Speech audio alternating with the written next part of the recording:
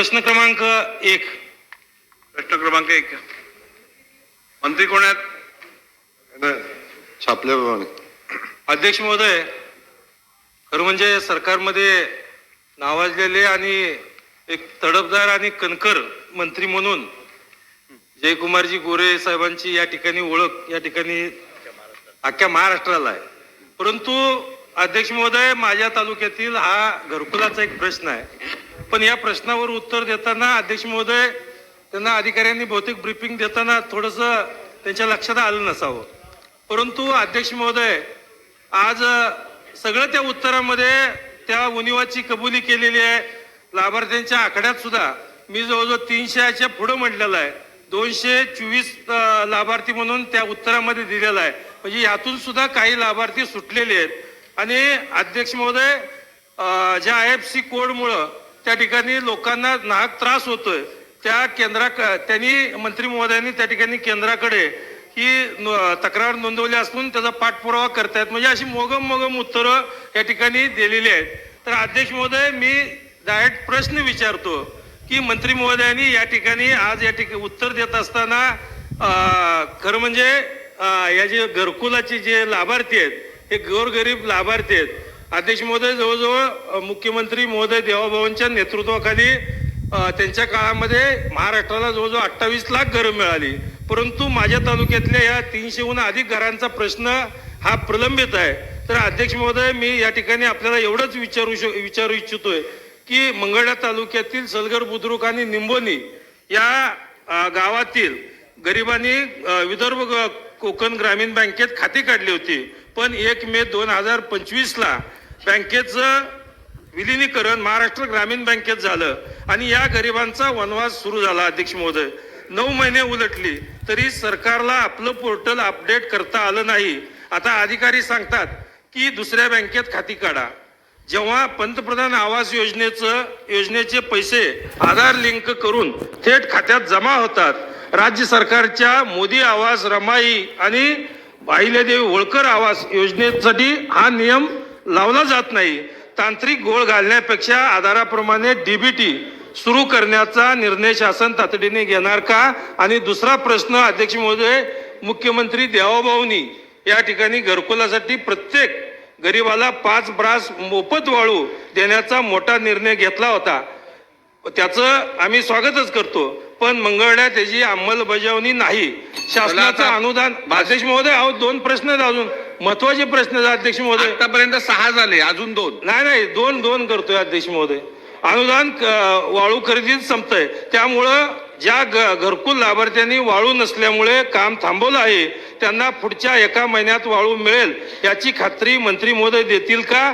तसेच ज्यांनी पदरचे पैसे खर्च करून वाळू आणली आहे त्याची भरपाई अध्यक्ष महोदय सरकार देईल का? आणि अनेक बेघर लाभार्थ्यांची. अजून 2 प्रश्न, मग परत मला संधी द्या अध्यक्ष महोदय. आता 2 प्रश्न विचारू, नाही तर परत द्या. नाही, मग त्यानंतर पहिला प्रश्न रिपीट करा, विसरले ते. नाही, मी आता दोन प्रश्न राहिलेले आहेत, तेवढे उपप्रश्न देतोय. अनेक बेघर लाभार्थ्यांना स्वतःची जागा नाही. कुणाचे प्रस्ताव प्रांत कार्यालयात त्या ठिकाणी बक्षीसपत्रासाठी पडलेत, तर कुणी गायरान जागेच्या प्रतीक्षेत आहेत. तर अध्यक्ष महोदय, प्रांत कार्यालयामध्ये हे जे प्रस्ताव प्रलंबित आहेत हे 15 दिवसाची विशेष मोहीम मंत्री महोदय या ठिकाणी राबवणार आहेत का? आणि शेवटचा प्रश्न अध्यक्ष महोदय, घरकुल लाभार्थ्यासाठी मनरेगातून देखील विशेष अनुदानाची तरतूद सरकारने केली आहे. घरकुलाला जोड म्हणून मनरेगाचे पैसे मिळणे गरजेचं आहे.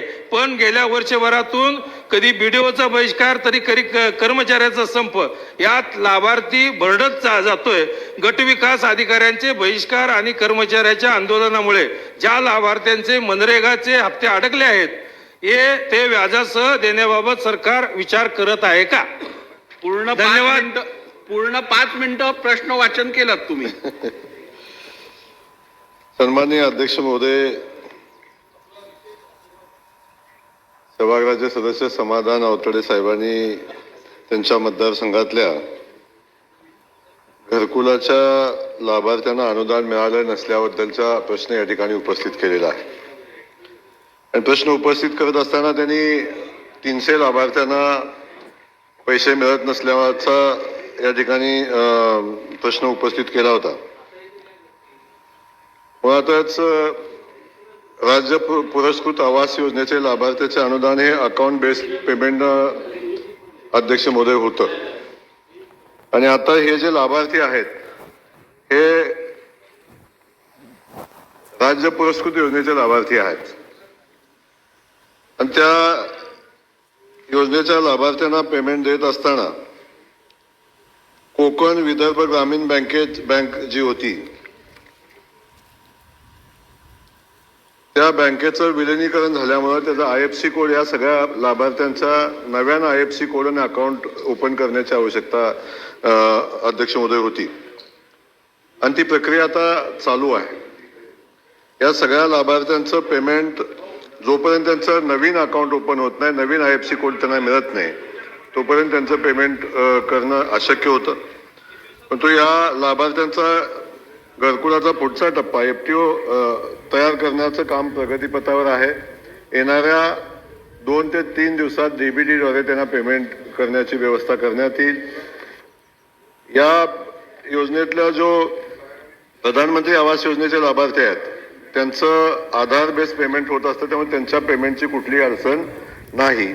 आपण सांगितल्याप्रमाणे जे सांगितलं की 300 तुम्ही पेपरचा आकडा सांगितला, परंतु वस्तुस्थिती रमाई घरकुल 36 लाभार्थी आहेत, अहिल्याबाई होळकर आवास योजनेचे 50 लाभार्थी आहेत आणि मोदी आवास योजनेचे 138 लाभार्थी आहेत की ज्यांचं पेमेंट झालं नाही.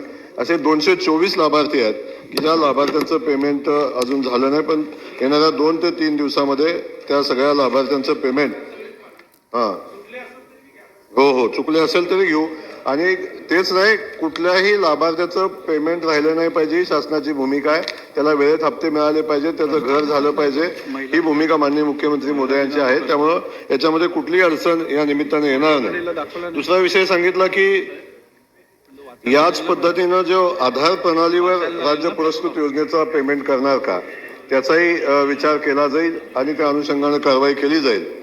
बाकी या घरकुल योजनेच्या मध्ये घरकुल बांधत असताना 5 ब्रास वाळू मोफत देण्याचा निर्णय माननीय मुख्यमंत्री मोदयांनी घेतला आणि या लाभार्थ्याला तहसीलदारकडे न जाता BDOने 5 ब्रासचा त्याला पोच पास द्यायचा आहे वाळूचा आणि तो दिल्यानंतर त्यांनी ती वाळू उपलब्ध करून घ्यायची आहे.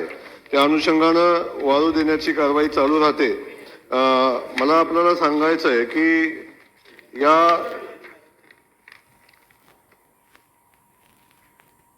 याच्यामध्ये वाळू देत असताना साधारण आतापर्यंत 2 लाख लाभार्थ्यांना हे वाळूचे पास आपण दिलेले आहेत आणि त्यातल्या जवळजवळ 1.5 लाख लोकांनी वाळू पण या ठिकाणी घेतलेली आहे, वाळूचा लाभ घेतलेला आहे. बाकी ज्यांनी वाळू घेतली नाही किंवा पास घेतला नाही त्या लाभार्थ्यांना आपण म्हटला की त्याला पैसे देणार का, तर त्यांना पैसे देणं शक्य होणार नाही. ज्यांनी भविष्यामध्ये त्यांना जर वाळू आवश्यक असेल तर नक्की शासन ती वाळू उपलब्ध करून देईल. त्या अनुषंगानं अजून आपण विचारलं होतं की भूमिहीनांच्या बाबतीतलाही प्रश्न आपण विचारला होता की भूमिहीन लाभार्थ्यांना च्या संदर्भात आपण काय निर्णय घेणार. शासन पंडित दीनदयाळ उपाध्याय योजनेतनं प्रत्येक भूमिहीन लाभार्थ्याला 1 लाख रुपयाची मदत करतं जमीन खरेदी करायला. जी 50,000ची होती ती आता 1 लाख रुपयाची केली आणि त्या अनुषंगानं गायरान जमीन असेल, शासनाची जमीन असेल, ही जमीन मोफत उपलब्ध करून शासन देत असतं आणि मोठ्या प्रमाणावर जमिनी आतापर्यंत उपलब्ध पण करून दिलेल्या आहेत. आणि ज्या भूमिहीनांना जमीन नाही अशा प्रत्येक भूमिहीनांना जमीन मिळाली पाहिजे, त्याचं घरकुल उभं राहिलं पाहिजे, याच्यासाठी शासन प्रयत्न करतंय. त्यामुळे ज्या ठिकाणी आपल्याकडं अडचण असेल तिथं आपण स्पेसिफिक सांगितलं तर त्या सगळ्या लाभार्थ्यांना आपण जमीन उपलब्ध करून देऊ किंवा त्यासाठी पैसे उपलब्ध करून देऊ. आणि मनरेगाच्या हप्त्या संदर्भातला विषय आपण सांगितला, तोही विषय आपण तपासून पाहू आणि त्या लाभार्थ्यांना लवकरात लवकर पैसे मिळण्याची व्यवस्था आपण करू.